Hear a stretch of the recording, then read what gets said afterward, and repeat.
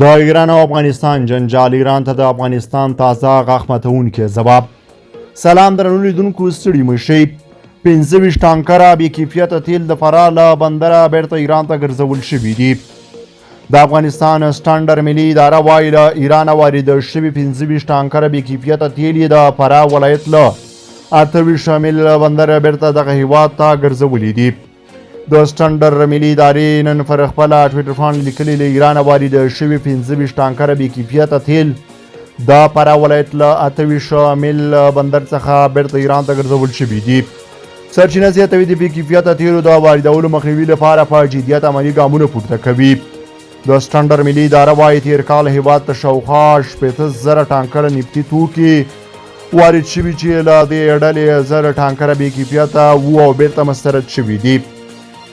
د یادونې وړ ده چې یاد ادارې په دې وروستیو کې نه یوازې بې کیفیته تیل ایران ته ګرځولي، بلکې له ترکمنستانه وارد شوي د بې کیفیته ګازو ټانکرونه یې هم بیرته دغه هیواد ته ګرځولي دي. بلخوا د هیواد پخواني ولسمشر حامد کرزي د افغانستان لپاره د ملګرو ملتونو د سرمنشي له ځانګړي استازي روزوا اوتن بایوس سره کتلي دي.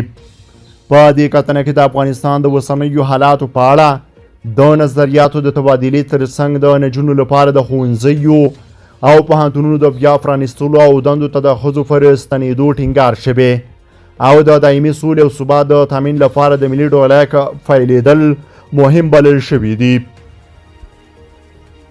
بیا د سمنګانو د اطلاعات او کلتور ریاست مسؤلین وایي چې یاد ولایت ته د کورنۍ او بهرني سیلانیانو ورتګ زیات شوی دی. د یاد ولایت د فرهنګي میراثونو د ساتنې مدیر وایي د روان کال په لومړیو 4 میاشتو کې ګڼ شمېر کورنۍ او څه باندې 160 تنه بهرني سیلانیان د رستم تخت له لرغونو ساحو څخه لیدنه کړې ده.